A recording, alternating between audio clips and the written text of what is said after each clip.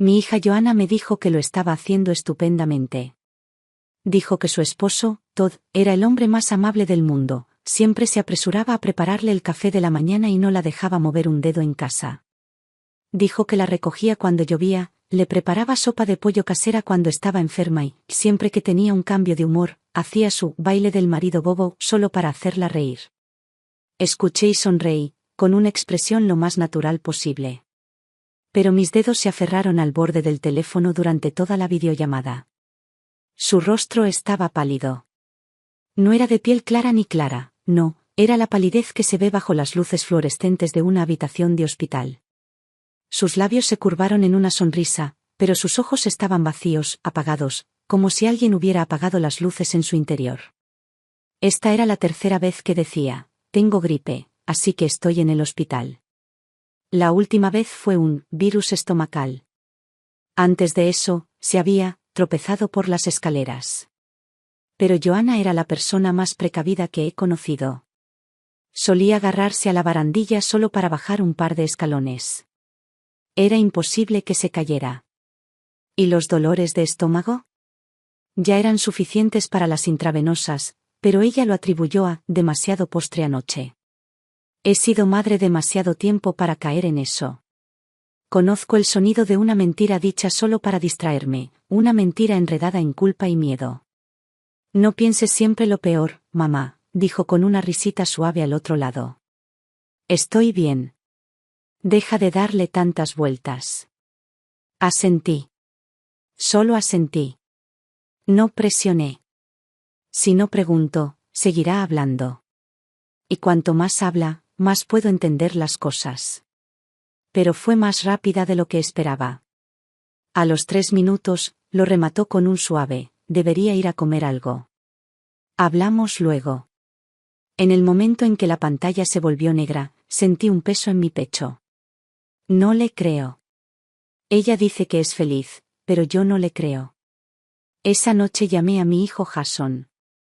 Estaba medio distraído, machacando botones en su mando mientras me contestaba. Mamá, le estás dando demasiadas vueltas. ¿No te lo dijo Joanna ya un montón de veces? Todd la trata muy bien. Están bien. Pero siempre está en el hospital, dije. ¿No te parece extraño? Siempre ha sido algo frágil, dijo Jason encogiéndose de hombros, algo que pude percibir en su voz. ¿Recuerdas cuando era niña? Le duele el estómago todo el tiempo. Es así. Se rió entre dientes. Y además, conozco a Todd. Es un tipo torpe, tímido, definitivamente no es de los que le hacen daño a nadie. No respondí. No se dio cuenta. Sin dejar de reír, añadió, espera, ¿no estarás pensando en ir en coche hasta allí? ¿Cuánto cuesta un viaje de 3 horas? Sí, dije. Lo estoy pensando. Eso lo hizo detenerse. Su tono finalmente cambió. Espera. ¿No hablas en serio? Jason, no es que estés siendo dramática. Me senté bajo la luz de la cocina, con la mano apoyada en un billete de autobús impreso. Es mi hija. Una madre sabe cuando su hija miente. Igual que un pájaro sabe cuando el viento está a punto de cambiar. Pero ella te dijo que no vinieras. Me dijo que estaba bien, interrumpí. Y luego me dijo que no me preocupara. 3 veces. Cada vez, sus ojos se movían un poco más rápido. Se quedó en silencio un instante.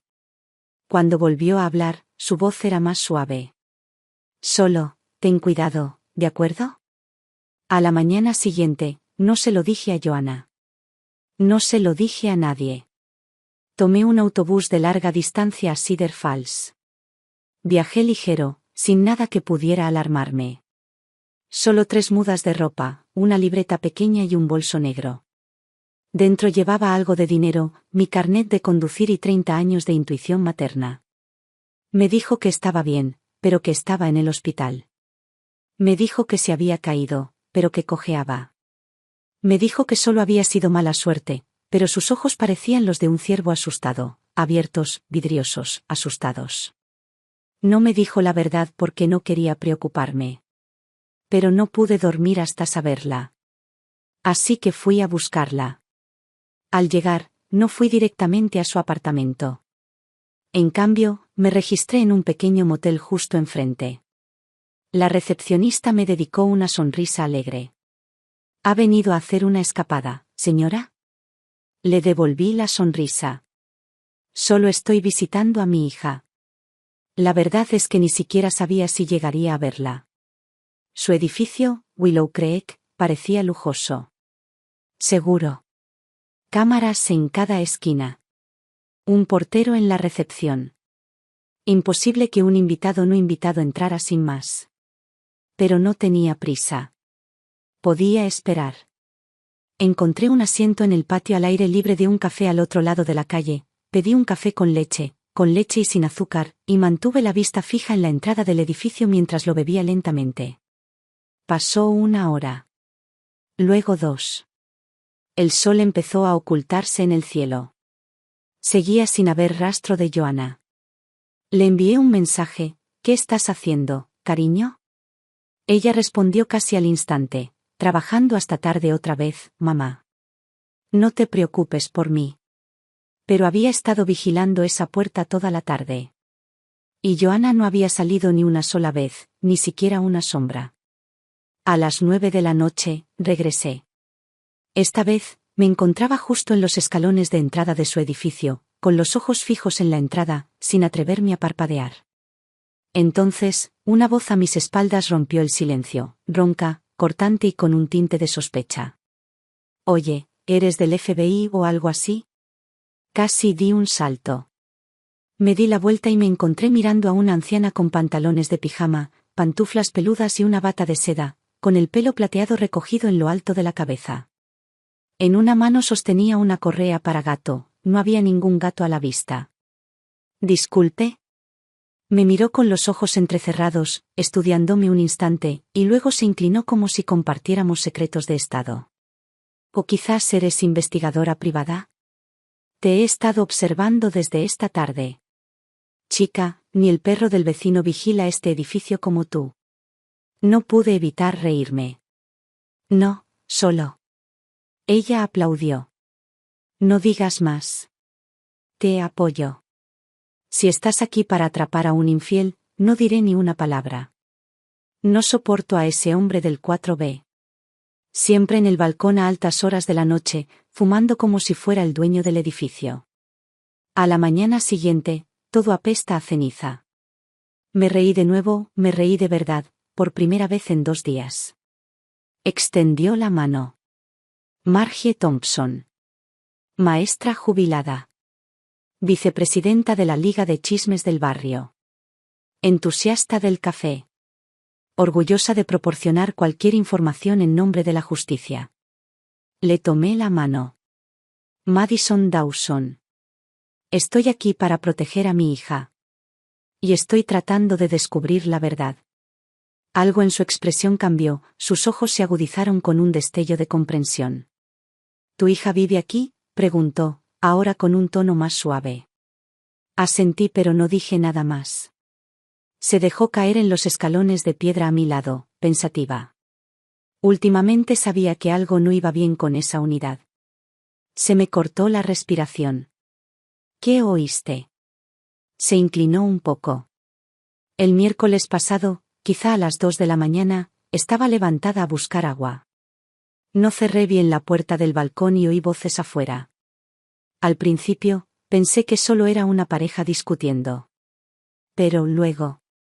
Dudó un momento y bajó la voz. Entonces ya no parecía una discusión.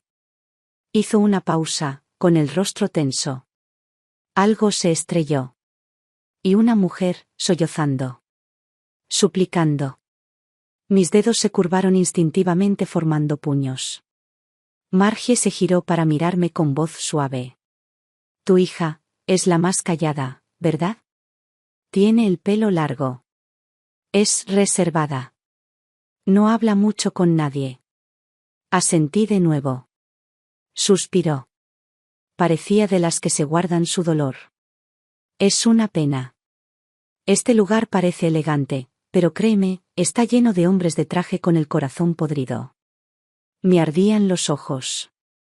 Margie me dio una palmadita en la rodilla. Pero ya estás aquí. Hiciste lo correcto.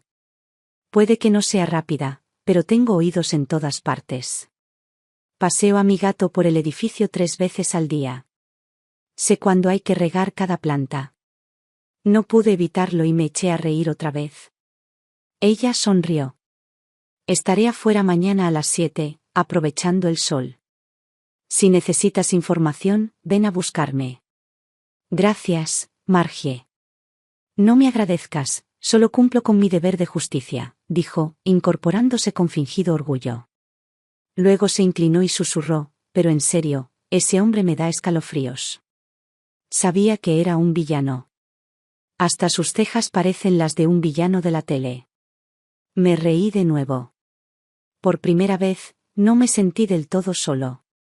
No volví al motel esa noche. En cambio, pasé toda la velada en un restaurante cercano, abierto las 24 horas. La luz era tenue, pero lo suficientemente brillante como para ver la nota adhesiva que tenía en la mano. En ella estaba el código de acceso del apartamento de Joanna. Lo había mencionado una vez sin pensarlo. Lo anoté sin pensarlo. Nunca imaginé que realmente lo usaría. Pero la voz en mi cabeza se hacía cada vez más fuerte y clara. Ella no era feliz, estaba ocultando su infelicidad. Y no estaba aquí solo por la verdad. Estaba aquí para sacarla de ahí. Perdí la cuenta de cuántas veces revisé el frente del edificio ese día. Quizás la 7ª vez, Margie me dio un suave golpecito en el brazo y susurró, se fue. Traje gris oscuro, con las llaves del coche en la mano. Parece que se fue con prisa, tenía el zapato izquierdo desatado. La miré. Parecía aún más llena de energía que ayer, vestida con un suéter limpio, y percibí un toque de perfume floral. ¿Vas a entrar?, preguntó. Asentí, sellando el código de la nota adhesiva en la memoria. Margie se acercó más, bajando la voz. Si no sales en 30 minutos, llamaré a la policía.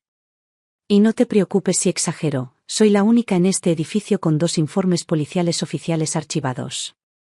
Esbocé una leve sonrisa. Eso te convierte en mi refuerzo más confiable. Crucé la calle con las palmas de las manos sudando.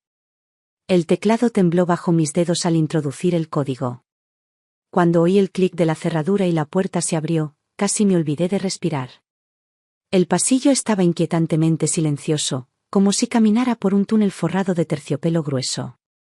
El viaje en ascensor se sintió más lento que el día anterior. Podía oír mi propio latido. Al llegar a su piso, me detuve un momento frente a su puerta.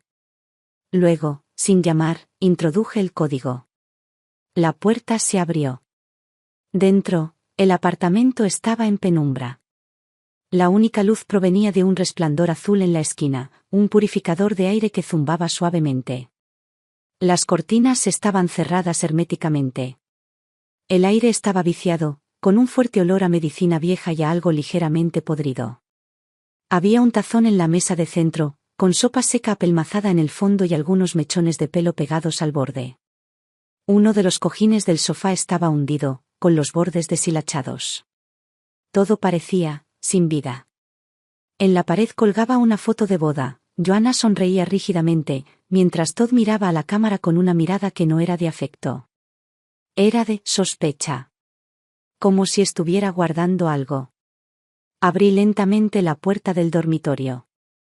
Joanna estaba sentada al borde de la cama, inmóvil, de espaldas a mí. Su cabello era un revoltijo que le caía sobre los hombros. Llevaba una venda en el tobillo derecho, que estaba muy hinchado.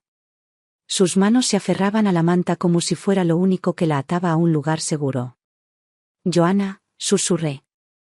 Cuando ella se dio la vuelta casi rompí a llorar. Su rostro estaba demacrado. Sus labios, incoloros. Bajo su ojo izquierdo, aún persistía un moretón, amarillento pero visible. Sus ojos, esos suaves ojos grises, estaban vacíos, apagados como la ceniza. Pero cuando me vio, ese entumecimiento se quebró. El pánico lo reemplazó. «Mamá». ¿Qué haces aquí? Su voz era ronca, como arena raspándole la garganta. Di un paso adelante y la rodeé con mis brazos con ternura. Ella se estremeció y se apartó un poco.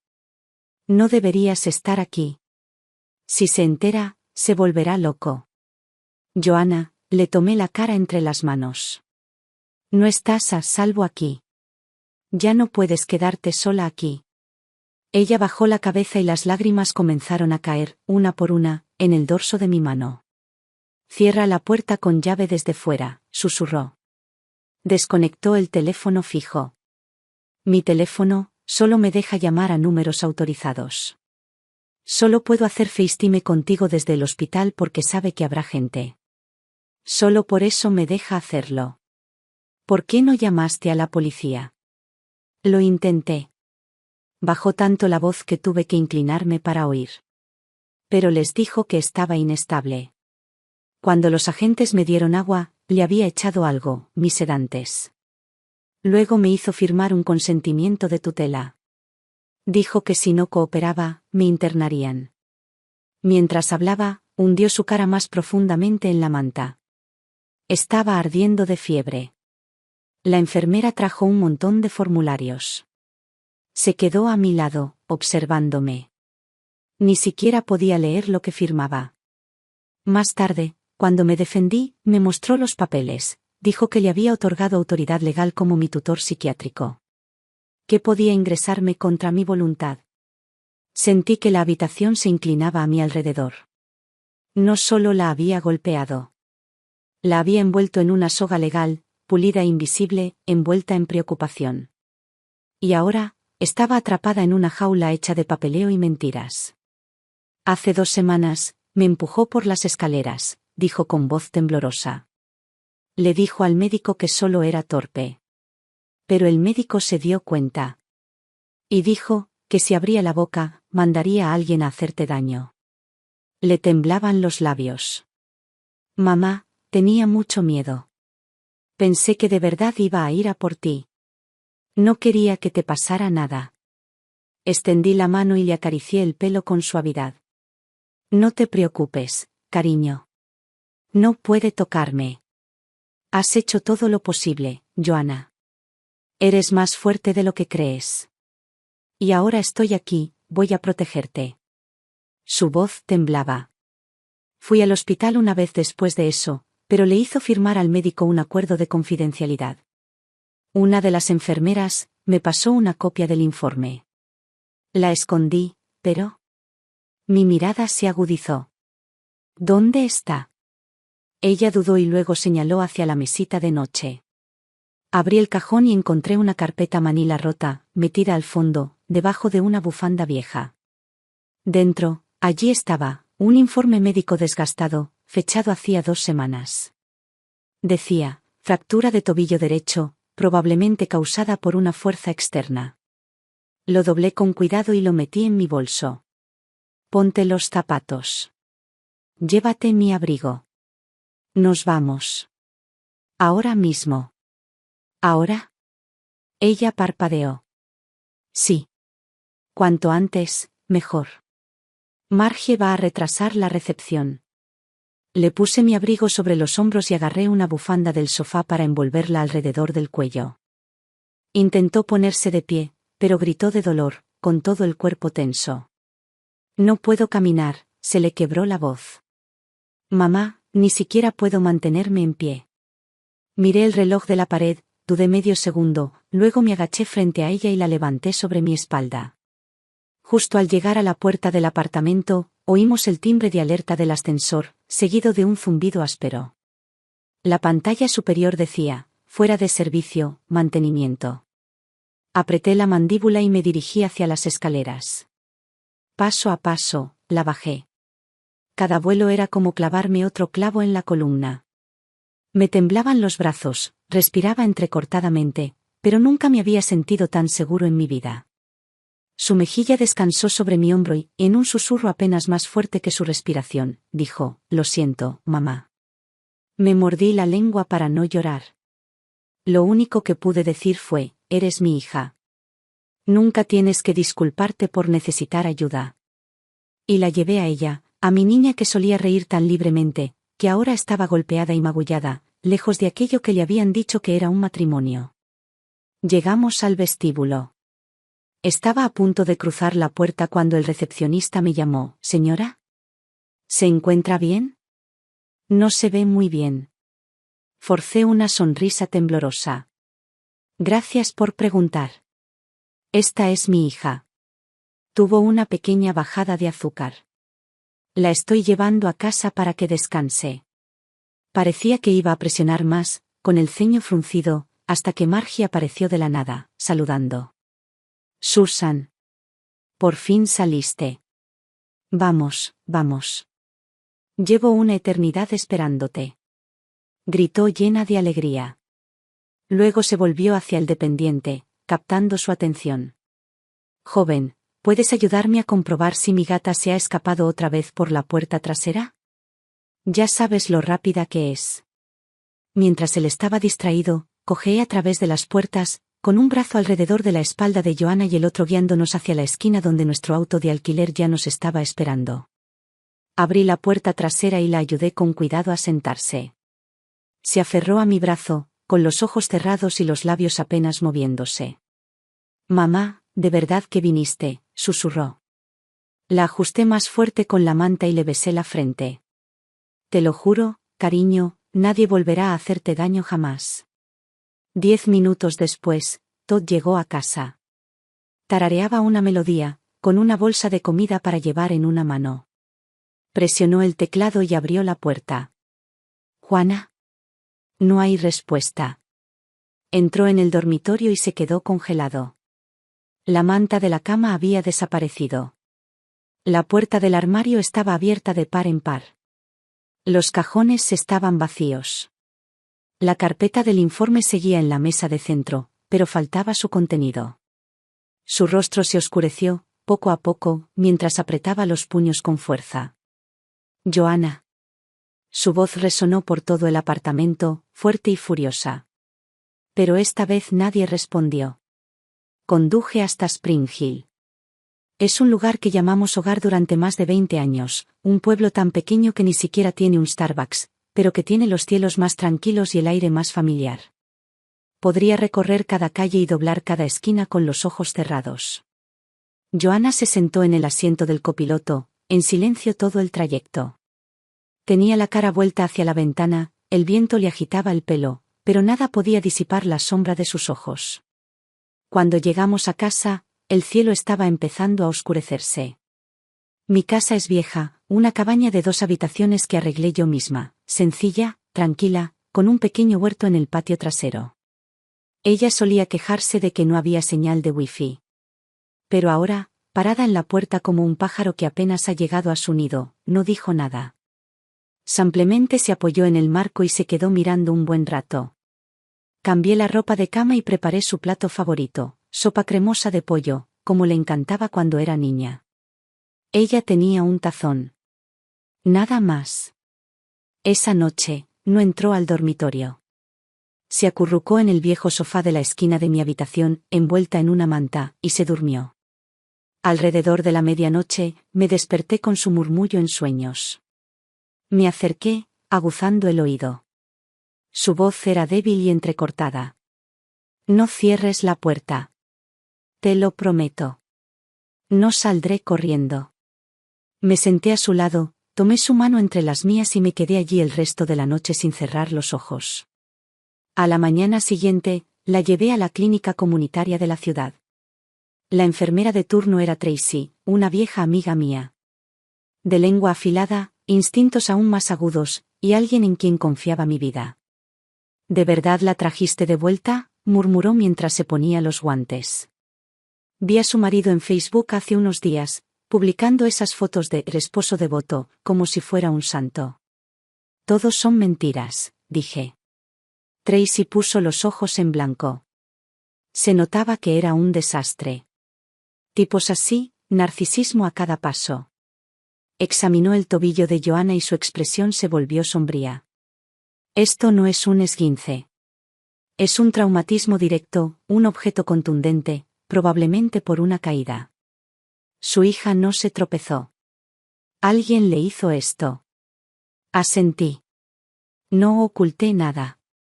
Tracy, necesito que me ayudes a encontrar pruebas. La atendieron en el Cedar Falls Memorial. Quiero su historial médico. Ella arqueó una ceja. No por la puerta principal. No sin su consentimiento por escrito. Pero puedo curiosear por los bordes del sistema, ver qué hay por ahí. Le entregué el informe médico roto. Se inclinó sobre él, recorriendo con los dedos el papel deshilachado. El código del papel coincide. Definitivamente, emitido por el Cedar Falls Memorial, Departamento de Neurocirugía, por lo que parece. Mi corazón se paró por un segundo. ¿Neurocirugía? No me lo dijo. Tracy frunció el ceño. ¿Quieres que contacte al médico de cabecera? Puedo averiguar su nombre. Me acerqué más. ¿Conoces a alguien ahí? Alguien de adentro. Extraoficialmente. Me miró de reojo y luego bajó la voz. Mi prima se trasladó allí el año pasado. Trabaja en la recepción de urgencias. A ver qué puedo sacarle. Sentí que por fin podía respirar de nuevo. Solo necesito los registros. Fechas. Nombres de las recetas.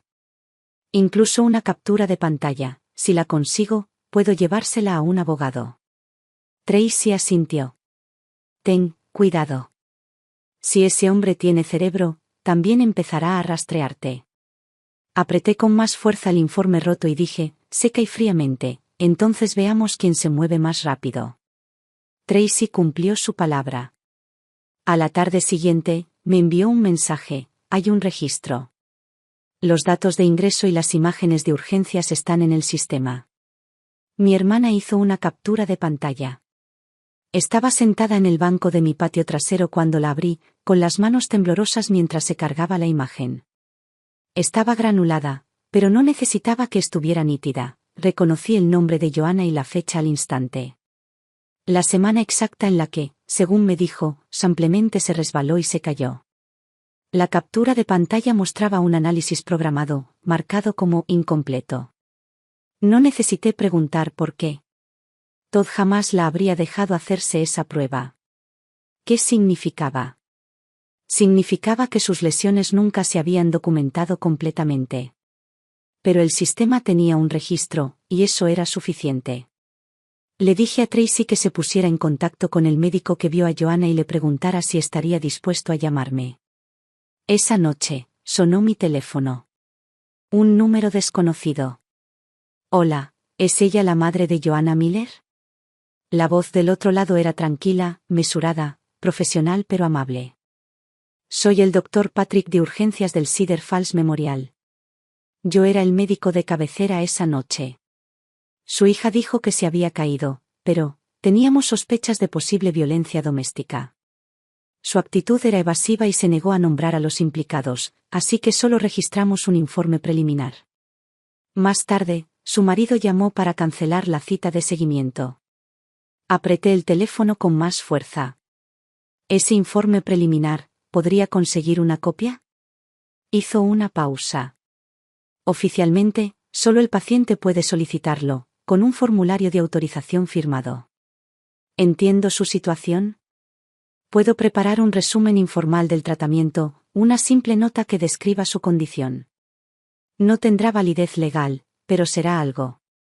Entiendo, dije. Es todo lo que necesito por ahora. Lo escribiré a mano, con papel membretado, dijo. Lo enviaré por fax directamente, sin necesidad de que intervenga el sistema hospitalario. Sabía lo que eso significaba. Estaba arriesgando algo por nosotros. Le di el número de fax de casa de Tracy y le di las gracias. Al terminar la llamada, por fin sentí un leve respiro de alivio en el pecho.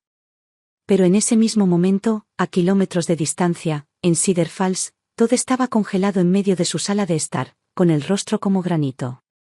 El apartamento estaba destrozado. Cajones abiertos de par en par, cojines del sofá volteados, el suelo bajo la cama barrido. Pero lo único que buscaba, El informe médico que había jurado que a Joanna nunca se le permitió copiar, había desaparecido. Tomó su teléfono y llamó a la seguridad del edificio. ¿No dijiste que el edificio tenía vigilancia las 24 horas? Su voz era baja, furiosa. Saca la grabación. Martes por la noche. Entre las 8 y las 9. Quiero ver quién entró por la entrada principal y quién pasó por mi pasillo. Colgó y cogió una nota adhesiva del mostrador. Una serie de dígitos garabateados con tinta descolorida, familiares, pero no del todo suyos. Ese número. Joanna lo había dicho una vez, de pasada. Por si alguna vez mamá necesita venir, le di un código. Los ojos de Todd se enfriaron. Abrió su computadora portátil, buscó la dirección de Susan y comparó su información de registro, Spring Hill. Segundos después, salió por la puerta. Cuando volví a entrar, Joanna estaba acurrucada en el sofá, envuelta en una manta, mirando por la ventana. Había algo más claro en sus ojos ahora, menos niebla, menos miedo. Al verme, me preguntó en voz baja, «Mamá, ¿estás bien?» Me senté a su lado y saqué la captura de pantalla. «Cariño, tenemos nuestra primera prueba». Ella no dijo nada. Simplemente se inclinó y apoyó la cabeza en mi hombro. «Todavía tenemos un largo camino por delante», susurré, «pero te prometo que ya no lo recorrerás solo».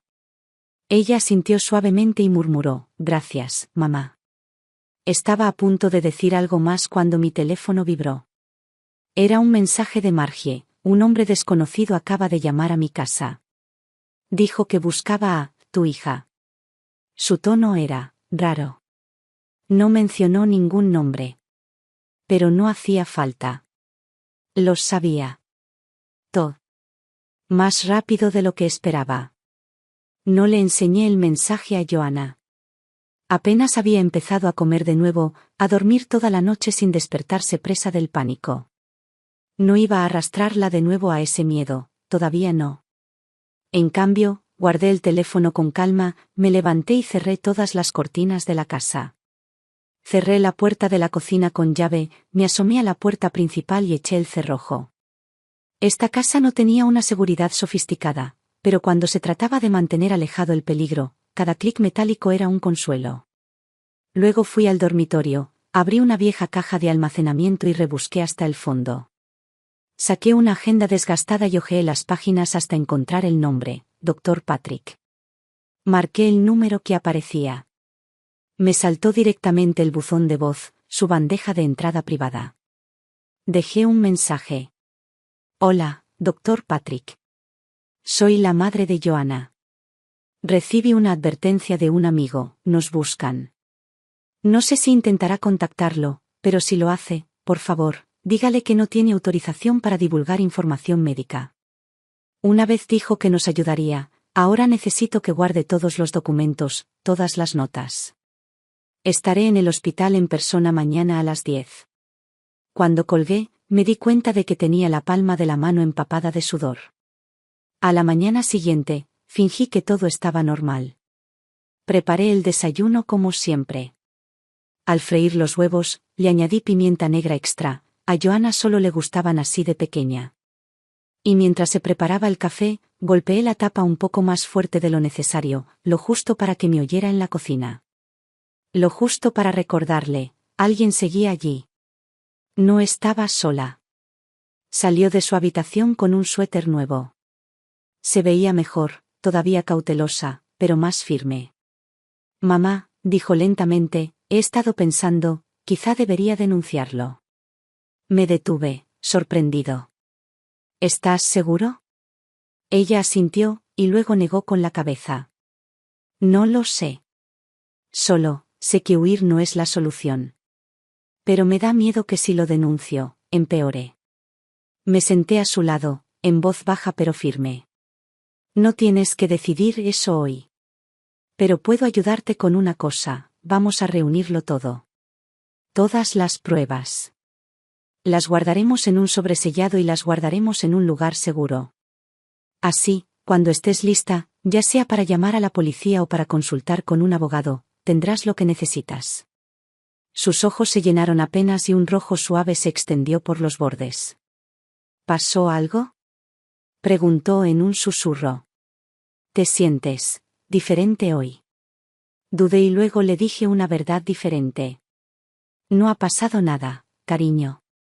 Estás a salvo. Te lo prometo. Déjame el resto a mí. No me empujó. Simplemente dio un paso adelante y me abrazó.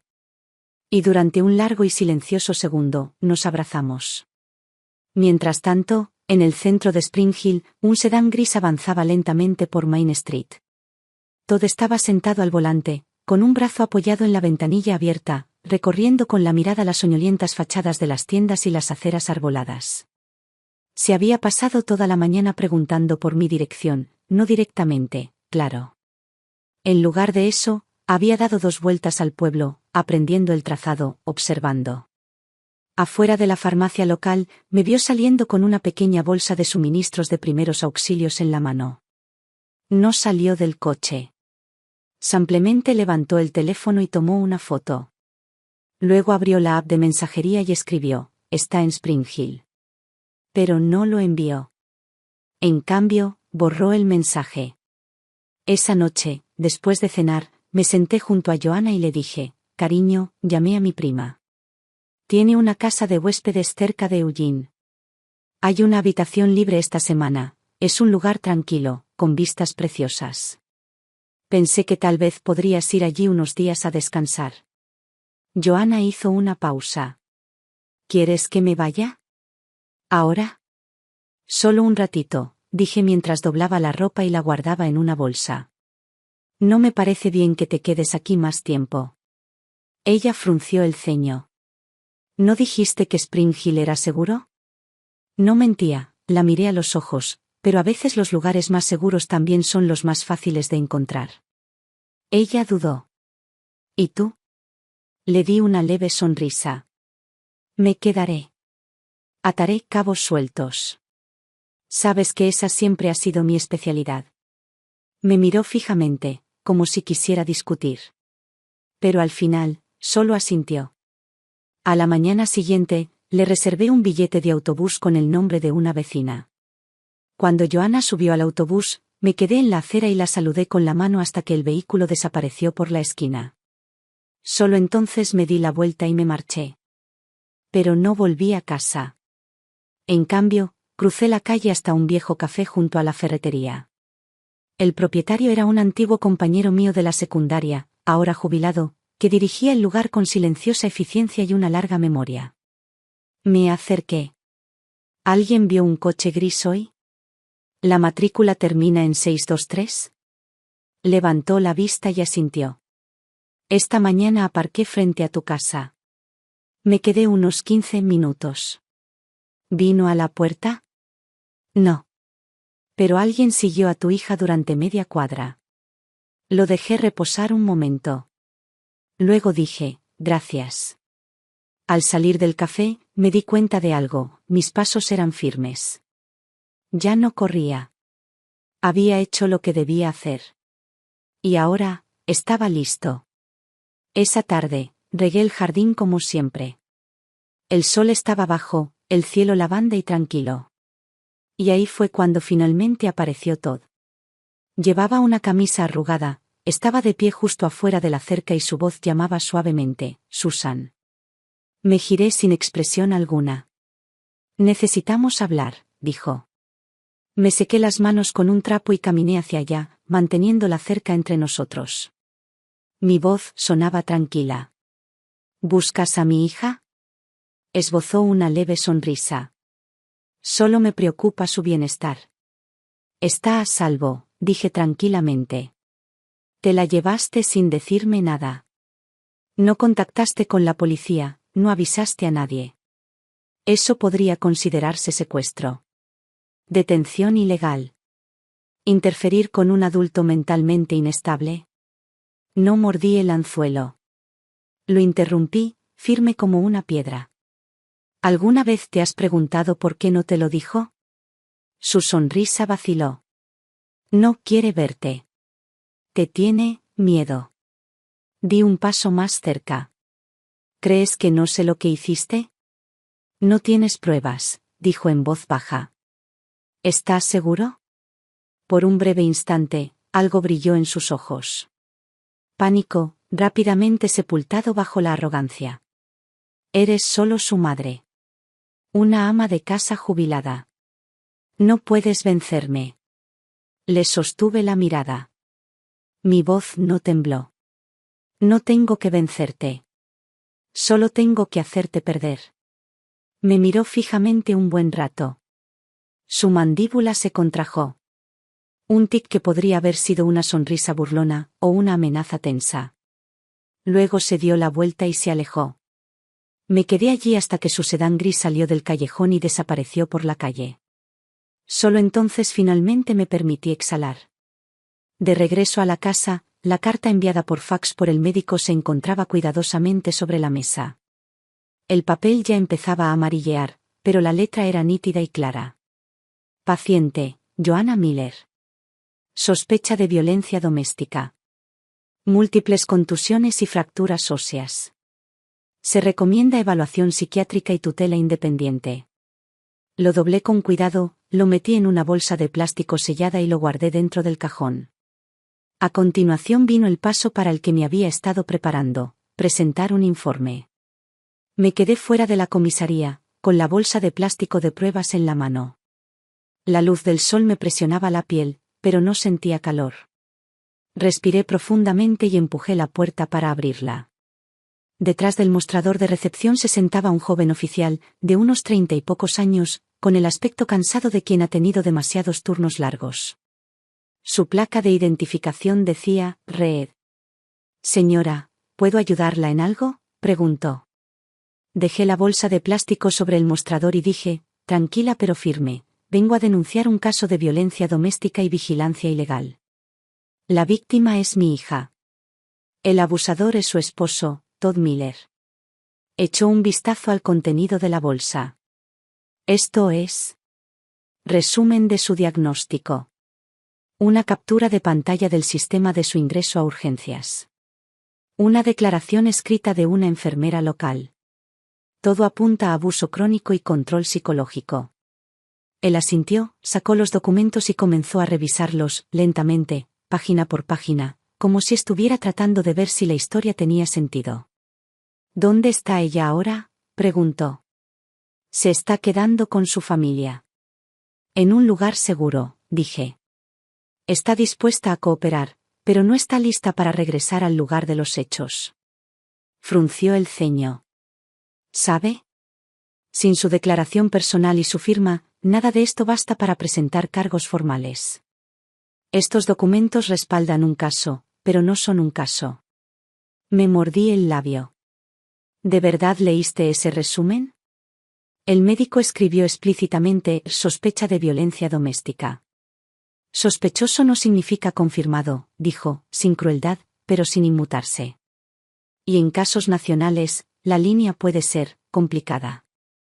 Mi voz bajó una octava, tranquila, fría. Se rompió el tobillo cuando la empujó por una escalera. Le cosieron la cara bajo el ojo. Se despierta por la noche diciendo, por favor, no cierres la puerta. ¿Te parece complicado? Hizo una pausa, miró a su alrededor para asegurarse de que estuviéramos solos y luego bajó la voz. No digo que no le crea, señora. Sí.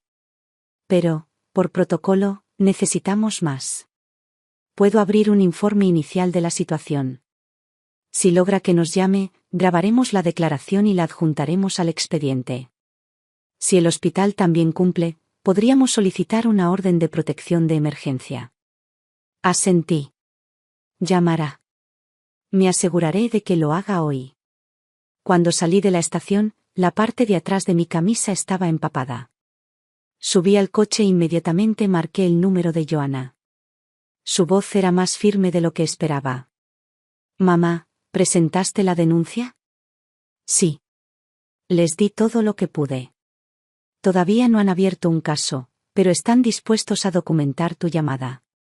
Hubo una pausa. Luego dijo, lo haré. Dime qué decir y lo diré. Me quedé en silencio por un momento. Antes le daban pavor las llamadas, sobre todo cualquier mención de Todd. Pero ahora estaba dispuesta a hablar. Dispuesta a ser escuchada. No tienes que decir lo que yo te diga, dije en voz baja.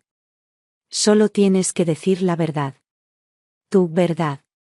Al otro lado del estado, Todd estaba sentado en el callejón detrás de un bar, agarrando su teléfono como si fuera a romperse en su mano. Acababa de terminar una llamada con la oficina administrativa del hospital. La voz al otro lado era distante, educada, pero firme. Nos han contactado las fuerzas del orden con respecto a la visita de su esposa a urgencias. Se está conservando toda la documentación. No se puede alterar ni eliminar nada. Apretó la mandíbula. Ahora él lo sabía, Susan estaba haciendo su movimiento. Pero él no se dejaría vencer tranquilamente. Temprano a la mañana siguiente, Joanna hizo la llamada a la comisaría. Su voz tembló levemente en la grabación, pero cada palabra sonó clara. Ella es Joanna Miller.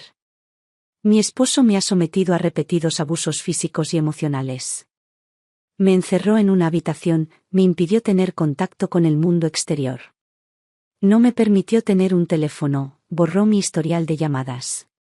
Controló mi historial médico y dijo que si alguna vez iba a la policía, algo le pasaría a mi madre.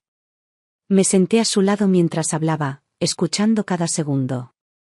A veces sus músculos faciales se contraían y apretaba la mandíbula, pero no se detenía. Actualmente me encuentro con los familiares de mi madre. Estoy a salvo por ahora. Estoy dispuesto a cooperar con la investigación y autorizar a la policía a acceder a todos mis registros médicos. Al otro lado de la línea, el tono del oficial cambió. Actualizaremos el expediente inmediatamente y presentaremos una solicitud de aprobación preliminar de una orden de protección. Cuando terminó, Joanna se volvió hacia mí durante la llamada y me dijo: «Mamá, me diste el valor. Ya no me esconderé más. No voy a volver a meterme en ese caparazón». Mientras tanto, en el Cedar Falls Memorial Hospital, el Dr. Patrick ya había presentado un resumen médico legal completo al departamento legal del hospital. Esta vez, el expediente estaba marcado como legalmente admisible e incluía la firma electrónica autorizada de Joanna. Contenía sus imágenes de urgencias, los registros de enfermería, la evaluación escrita del médico y, lo más importante, una grabación de su conversación de esa noche, en la que Joanna dijo claramente: «Mi marido me empujó».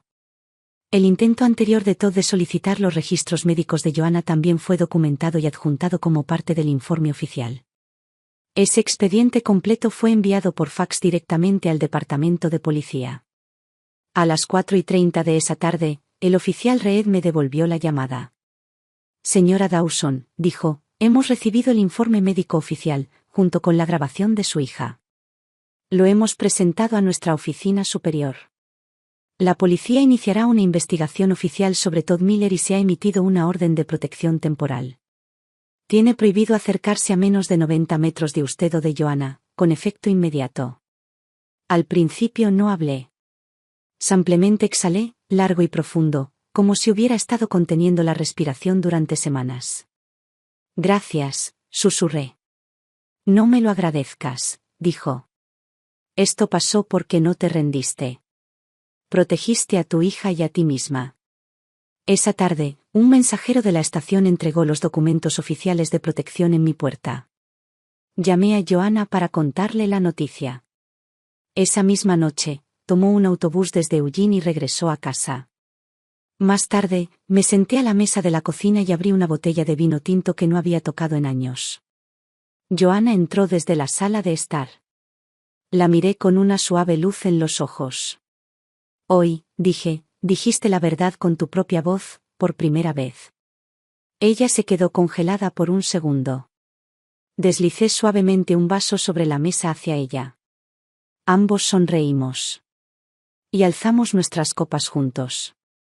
El día en que Todd recibió la citación oficial de la policía coincidió con su 37º cumpleaños. Se decía que había planeado invitar a algunos amigos a cenar esa noche. Iba a anunciar su próxima inversión en una empresa tecnológica emergente, un pequeño y llamativo movimiento para marcar un nuevo capítulo. Pero alrededor del mediodía, un oficial uniformado se presentó en la puerta de su oficina y le entregó un documento, sellado en rojo. Señor Miller, dijo el agente con calma, está siendo investigado por violencia doméstica, maltrato psicológico y manipulación de historiales médicos. Solicitamos su total cooperación. Todd no explotó, no entonces. Se quedó paralizado unos segundos y luego soltó una risa fría y apagada. Se lo está inventando. Es inestable. Te estás basando en un informe informal, por Dios. El informe ha sido modificado y certificado por el médico tratante, respondió el agente con serenidad. Además, su esposa autorizó la divulgación completa de su historial médico mediante una llamada grabada. Varios documentos apuntan ahora a un patrón constante de abuso.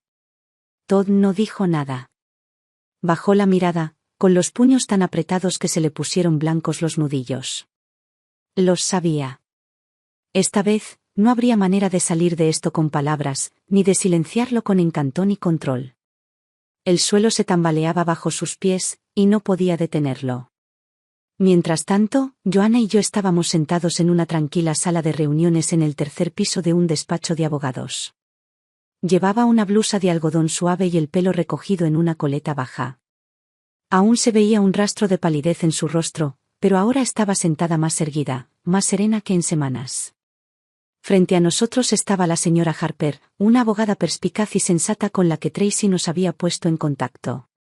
Se especializaba en casos de violencia doméstica y no malgastaba palabras. Tras revisar rápidamente nuestra pila de documentos, levantó la vista y dijo: la policía ya ha obtenido una orden de alejamiento temporal. Una vez que el fiscal presente cargos, podremos emprender acciones civiles, daños y perjuicios por angustia emocional y una solicitud de congelación de una parte de sus bienes. Joanna habló en voz baja: ¿tendré que ir a juicio? Harper asintió. Probablemente una vez. Una audiencia. No necesitarás entrar en detalles, solo confirma tu disposición a presentar pruebas. Nosotros hablaremos. Me acerqué y le apreté la mano. No estás haciendo esto sola. Joanna me miró con los ojos vidriosos, pero no se le saltaron las lágrimas. Esta vez no. Una semana después, los medios locales retomaron la noticia.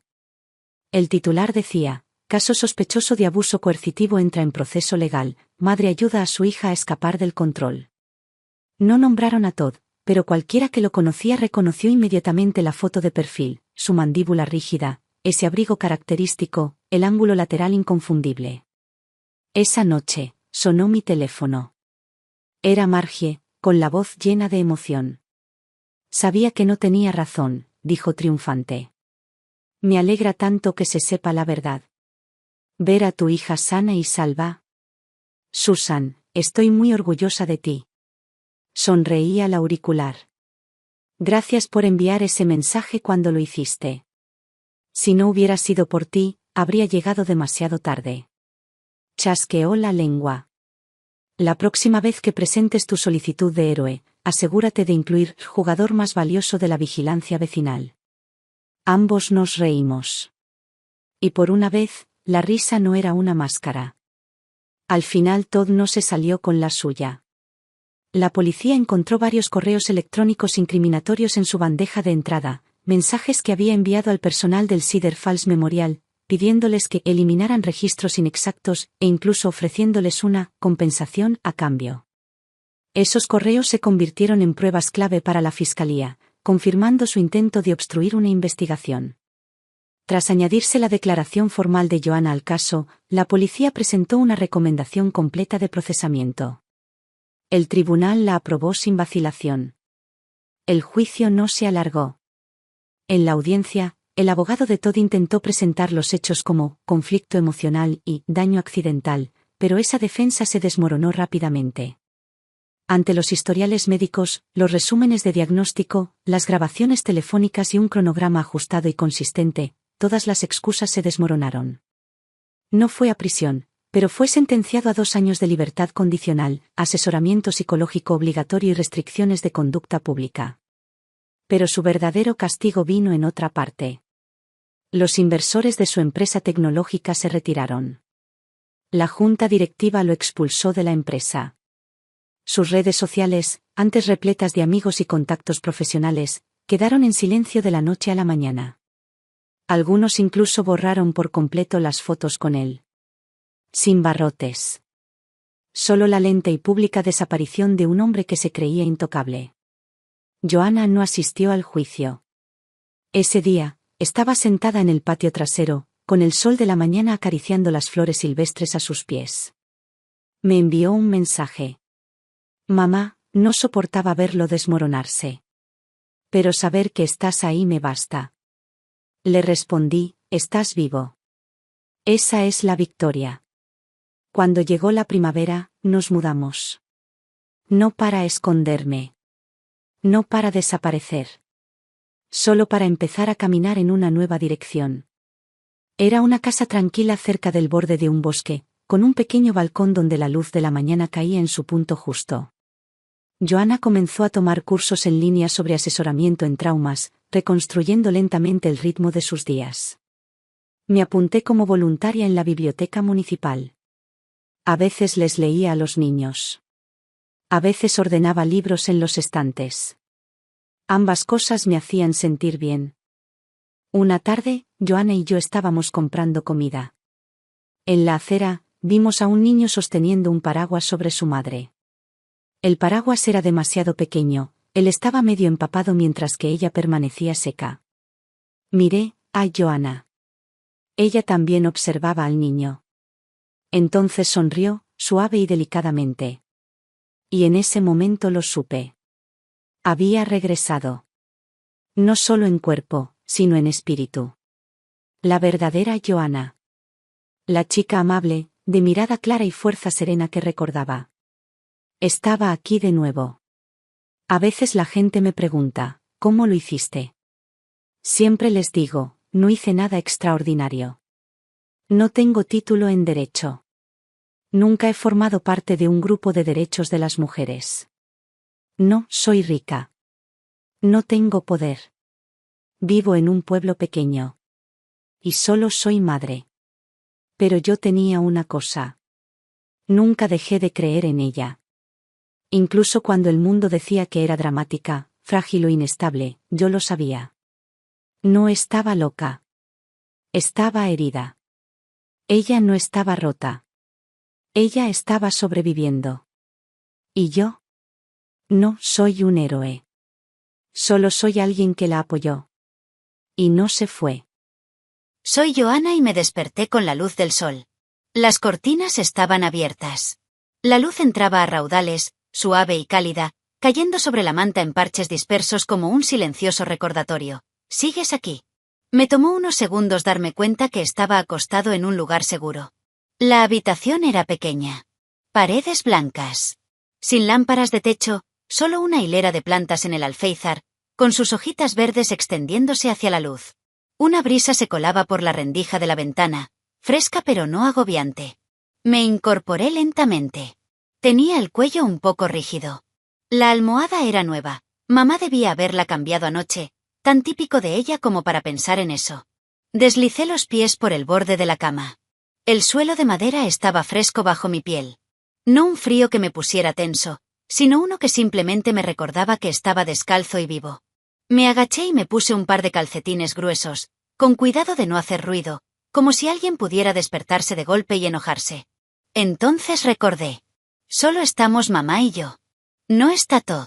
Nadie que me frunciera el ceño por encender la luz demasiado pronto. Nadie que me espetara, ¿intentas llamar mi atención? Nadie que se levantara del sofá de repente, me agarrara la muñeca y me preguntara, ¿dónde demonios estabas? Nadie que me obligara, una y otra vez, a explicar que acababa de sacar la basura. Me senté al borde de la cama y escuché. Desde la cocina, oía el suave tintineo de las tapas, el silbido de una tetera al empezar a hervir y el suave murmullo de mamá cantando en voz baja. Y de repente, quise llorar. No de tristeza, sino de algo desconocido, algo que se afloja en mi pecho y me empuja hacia afuera. Alivio. Tal vez incluso paz. No pensé que volvería a despertarme con una mañana como esta. Pero aquí estaba. Y yo estaba dentro. No me di cuenta inmediatamente de que estaba atrapado. Si me preguntaras qué palabras deberían haberte hecho sonar la primera alarma, probablemente ni siquiera podría decirte. Todo era demasiado bueno en ser justo lo suficiente. considerado, confiable, inteligente. Y eso que confundí con madurez, control. Poco después de conocernos, empezó a pedir para los dos. «Te encanta la pasta picante con camarones, ¿verdad?», decía. Y luego pedí sin esperar a que yo hablara. No me pareció extraño. Me pareció tierno. Fue como si alguien me conociera de verdad por primera vez. Más tarde, decía. «No te pongas esa falda, es demasiado corta. No quiero que te resfríes». Y luego. «No vayas más a esa cafetería. Pasó algo ahí la semana pasada. No es seguro». Nunca había estado en una relación donde alguien me cuidara así. O, mejor dicho, me quitara todo. Pensé que era amor. Ahora lo sé, fue borrado. El año en que nos casamos, yo tenía 27 años. Dejé mi trabajo. No porque Todd me obligara, sino porque lo repetía una y otra vez. Siempre te quejas del trabajo, de tu jefe. ¿Por qué no te tomas un descanso? Gano suficiente para los dos. Todavía recuerdo cómo le respondí. ¿En serio? ¿Te parece bien que sea ama de casa un tiempo? Sonrió y me alborotó el pelo. Claro. Creo que vales más en casa que en cualquier otro sitio. Y yo le creí. Pero 6 meses después, cuando le planteé la idea de volver a trabajar, su expresión cambió. ¿Por qué hiciste eso? ¿No quedamos en que te quedarías en casa? ¿Olvidaste el plan que te hice? El plan que trazó para mí. Esa frase definiría nuestro matrimonio. Dijo que dormía demasiado, así que cambió nuestras cortinas opacas por unas transparentes y dijo que eso ayudaría a restablecer mi ritmo. Dijo que llevaba demasiado tiempo encerrada en casa, así que empezamos a ir juntos a todas partes, a hacer ejercicio, al supermercado, a hacer recados. De repente, incluso ir sola a la tienda se sentía fuera de nuestro alcance. Dijo que no se me daba bien hacer amigos, así que mis contactos telefónicos se redujeron poco a poco a solo él, su madre y 2 personas más. Uno a uno, los demás desaparecieron. Y ni siquiera me di cuenta. Al principio, lo excusaba. Tiene buenas intenciones. Me quiere. Simplemente lo demuestra a su manera. Pero para cuando comprendí lo que realmente estaba pasando, no podía ir a ningún lado sin informar de mis movimientos. No podía leer un libro por la noche sin que me explicaran de qué se trataba. No era amor. Era domesticación. ¿Lo más cruel? Todos creían que era feliz. Me llevaba a todas las fiestas. Me tomaba de la mano. Sonreía y me presentaba. Esta es mi esposa, Joanna. Cada vez que me quedaba dormida, me ponía suavemente una mano en la espalda, como un empujoncito cariñoso, pero en realidad era una señal. Arréglate la cara. A veces te pones demasiado emocional, cariño. Decía mientras golpeaba suavemente con sus dedos mi rodilla. Y su sonido me recordó a una fuga lenta y persistente. Una sola gota, una y otra vez, erosionando silenciosamente la piedra que había debajo. Pero no grité. En aquel entonces, pensé que si me quedaba callado, todo mejoraría. Eso no era paciencia. Era apatía. El día en que todo cambió ni siquiera fue dramático. No ocurrió nada violento. Acabo de mirar mi teléfono por demasiado tiempo. En realidad eso fue todo. Era tarde. Estaba en la cocina preparando la cena. Mi teléfono vibró en el sofá de la sala. Me limpié las manos y me acerqué. Era Rose, mi antigua compañera de cuarto de la universidad. Acababa de tener un bebé y me envió una foto. La miré unos 5 segundos. Quizás menos. Todd salió de su oficina. ¿Quién era ese? Preguntó casualmente, como si no significara nada. Rose, dije. Mi amiga de la universidad. Acaba de tener un bebé. Sonreí y colgué el teléfono. ¿Te acuerdas de ella, verdad? Estuvo en nuestra boda. Él asintió. Pero sus ojos se desviaron. ¿Han estado hablando mucho últimamente? Parpadeé. No, la verdad es que no. No desde. O sea, hace 6 meses que no nos vemos. Entonces, ¿por qué sonreíste así? Me quedé paralizada. Y solo entonces me di cuenta de lo cerca que estaba. Yo solo pensé que el bebé era lindo. No respondió. Me miró fijamente un momento más. Luego se dio la vuelta y regresó a su oficina. Pensé que esto era el final. Esa noche, durante la cena, él no habló. Y yo no me atreví. Después de lavar los platos y volver al dormitorio, él estaba sentado en el borde de la cama, sosteniendo mi teléfono. La pantalla estaba desbloqueada. ¿Cambiaste tu contraseña?, preguntó. Actualicé el sistema, dije, intentando mantener la calma. El antiguo dejó de funcionar. ¿Y no se te ocurrió decírmelo? ¿Sabes cuánto odio que me oculten todo? No estaba ocultando nada, solo. No esperó a que terminara. Tiró el teléfono con fuerza sobre la cama. Salté al oírlo. Todo mi cuerpo se estremeció. «¿Mientes?», dijo. En voz baja. Pero había algo en su voz que me heló la sangre. Abrí la boca para explicarlo, pero no salieron las palabras. Y luego me empujó. Choqué contra la pared. No con la fuerza suficiente para romper nada, pero sí la suficiente para que todo dentro de mí se moviera. Un destello blanco cruzó mi vista, y sentí como si se hubiera activado un interruptor oculto en el fondo de mi mente. Él seguía hablando, acusándome de traición, de arruinar su confianza, de ser deshonesto. Pero no pude escuchar ni una palabra. Me deslicé por la pared, agarrándome el pecho, no por dolor, sino porque no podía respirar. Y me di cuenta de algo. No era la primera vez que decía esas cosas. Pero sí era la primera vez que me ponía las manos encima. Y no hice nada. Porque no sabía qué más hacer. Esa noche, me senté en el suelo de la sala mucho después de que se acostara. Esperé en silencio, sin moverme, apenas respirando. Entonces cogí el teléfono y lo encendí. No llamé a la policía. No le escribí a Rose. Simplemente abrí mi aplicación de notas y escribí una línea. Esto no es lo que se supone que es el matrimonio. Luego apagué la pantalla y me acurruqué en la sombra debajo del sofá, sosteniendo mis rodillas como un niño esperando la mañana. El tiempo pasó rápido después de eso. Todd se volvió más volátil. Su ira se intensificaba. A veces me golpeaba. A veces tan fuerte que me mandaba a urgencias. Y seguí volviendo. Seguí yendo a casa. Porque no tenía a dónde ir. Ese día, lo cronometré al instante. Esperé en el baño, atento al sonido del coche alejándose y el motor desapareciendo tras la esquina. Solo entonces salí. No era el tipo de miedo que te hacía gritar o sollozar. Era el que te vaciaba por dentro. Un terror silencioso, frío y pegajoso. Me apoyé contra la puerta del baño y agarré mi teléfono como si fuera un trozo de madera flotante. Hice una copia de seguridad de una carpeta protegida con contraseña en mi correo electrónico. Escondí un informe del hospital en el cajón de mi mesita de noche.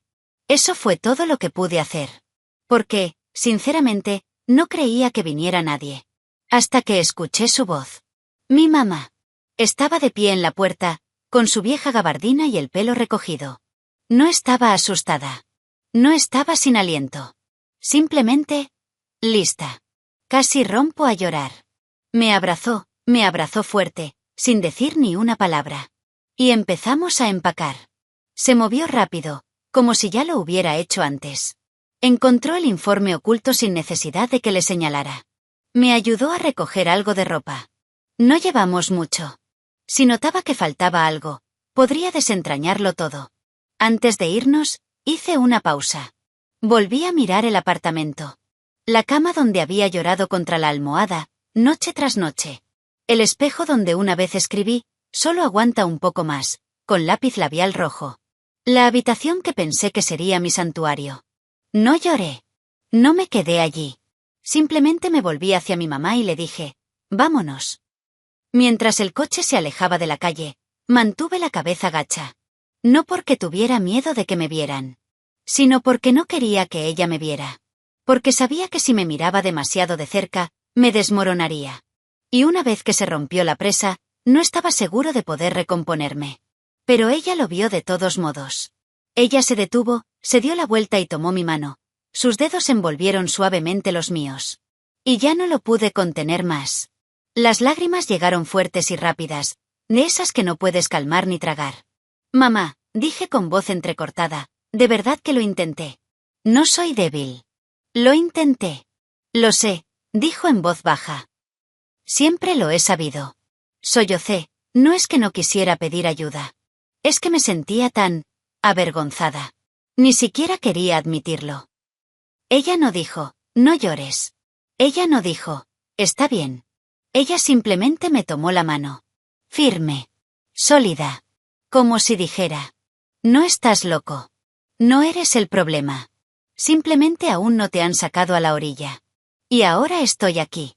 Durante la primera semana después de salir, apenas dije una frase completa. Mamá no me presionaba. Cocinaba. Ordenaba la casa. A veces se sentaba a mi lado mientras la tele zumbaba de fondo. Pero nunca me preguntaba cuándo estaría lista para hablar. Aún así, sabía que ella estaba esperando. No fue el miedo lo que me mantuvo callado. Fue la vergüenza. No podía mirarla a los ojos. Cuando se daba la vuelta para ir a la cocina, la miraba de reojo, intentando adivinar si estaba decepcionada. Si creía que había desperdiciado su esfuerzo, su preocupación, su viaje. Pero ella simplemente se quedó. Sin interrogatorio. Sin culpa. Ni una sola vez me preguntó: ¿por qué no hablaste antes? Y cuanto más silenciosa estaba, más me desgarraba. Me sentí como una cerilla empapada en agua, destinada a chispear, desesperada por arder, pero que se apagaba en una lenta y pegajosa columna de humo. No era fuego. Ni siquiera cenizas. Simplemente estaba atrapada en un punto intermedio. Una noche ya no pude aguantar más. Me volví hacia ella y le dije: mamá, sabía que me estaba controlando. Lo supe desde hacía mucho tiempo. No se sorprendió. Simplemente preguntó con dulzura: entonces, ¿por qué no te fuiste? Bajé la cabeza. Se me quebró la voz al decir: porque pensé que era culpa mía. No ganaba dinero. No tenía muchos amigos. Se me daban mal las relaciones sociales. Era muy emotivo. Pensé que en cuanto me fuera, la gente diría: ¿ves? No pudo con el matrimonio. Pensé que tú también podrías pensar eso. Ella se sentó a mi lado y me tomó la mano. Johanna, dijo en voz baja, pero segura. El hecho de que puedas decir esto en voz alta ya te hace más valiente que la mayoría. No eres un fracaso. No eres el problema. Solo eres una chica que ha pasado demasiado tiempo cargando con el peso de los errores de otros. Las lágrimas volvieron a brotar, fuertes y rápidas. Tengo 36 años, mamá. No soy una niña. Me abrazó y me susurró: entonces, déjame deberte una infancia. Déjame devolvértela. Esa noche, por primera vez en lo que parecieron años, dormí toda la noche sin despertarme en pánico. Los días siguientes no fueron fáciles. Empecé terapia. Contacté a viejos amigos. Trabajé en mi currículum y practiqué para entrevistas de profesorado en línea. Intenté no preocuparme por lo que pensaran los vecinos. Intenté no comprobar si todavía publicado algo. Evitaba las secciones de comentarios de noticias donde mi nombre podría estar enterrado. Pero sabía que no era realista. Algunas noches, todavía me despertaba jadeando, susurrando lo siento en la oscuridad. Y esas disculpas no eran para él. Eran para mí. Por cada año que me quedé, por cada límite que dejé pasar, por cada mentira que me dije a mí mismo solo para sobrevivir. Pero he empezado a entender. No puedo vivir en ese lo siento para siempre. Sobreviví. Y esa es la respuesta más honesta que puedo darme. Unos días después, fui con mamá a devolver unos libros a la biblioteca del pueblo. La recepcionista sonrió y dijo: ¿eres la hija de Madison Dawson? Viene siempre, nos ayuda a organizar la sección infantil. Me quedé paralizado medio segundo antes de asentir. Sí, dije. Lo soy. Y así, por primera vez, reivindiqué mi identidad en público sin pestañear. No como la esposa de nadie. No como la sombra de nadie. Pero como hija de alguien. Como alguien. Me di cuenta de que la identidad no es algo que te asignan. Es algo que reivindicas. No soy la mujer que fue lastimada. No soy la niña que se llevaron. Soy Johanna Dawson. Estoy viva. Y estoy construyendo una nueva vida. A veces pienso en Todd. No con rabia. No con añoranza. Solo distancia. Fue un periodo. Un final. Cerró la puerta a la década más caótica de mi vida. Y estoy agradecida, profundamente agradecida, por la versión de mí que, en la oscuridad, una vez escribió: así no debería ser el matrimonio. Si no hubiera escrito eso, quizá todavía me estaría diciendo: espera un poco más. Aguanta. Esa frase fue la última chispa que me impulsó a negarme a morir. Mamá me dijo una vez, después de que regresé a casa, que su mayor temor no era que Todd viniera a buscarme. Un día dije: no era tan malo. Me reí cuando ella dijo eso. Nunca diré eso. ¿Cómo lo sabes?, preguntó ella. Tomé su mano y la apreté fuerte. Porque ya no soy alguien a quien la gente excusa. Quiero ser dueña de mi vida. Entonces me miró. Había algo brillante en sus ojos. Ninguno de los dos dijo otra palabra. Pero yo sabía. Ella me escuchó. Esta mañana, colgué mis sábanas al sol. La luz era perfecta. La brisa del balcón se colaba como una silenciosa bendición, secando más que solo algodón y lino. Secaba la vergüenza, el miedo, las dudas que había albergado durante tanto tiempo. Me quedé allí mirando las sábanas blancas mecerse suavemente con el viento, como si me estuvieran saludando. Johanna, me susurré a mí misma. Lo que tienes ahora es libertad. No del tipo al que corres tras escapar de alguien, sino del tipo por el que te quedas, porque lo elegiste tú mismo. Esta libertad no viene con una ovación de pie. No hay flores. No hay banda sonora dramática. Pero es real. Es silencioso. Y está arraigado en cada decisión que he tomado desde que dejé de esperar permiso para vivir. Sé que aún queda más por delante. Reconstruir. Aprender a confiar. Volver a trabajar. Empezar relaciones. Dejar entrar a la gente. Y quizá me lastimen. Quizá ame a alguien que no lo merece. Quizá me quede en una habitación llena de gente y aún así me sienta solo. Pero ya no tengo miedo. Porque ya no soy la mujer que espera que alguien más le diga quién es. He vuelto en mí. Soy Johanna. Una mujer de pie bajo la luz del sol.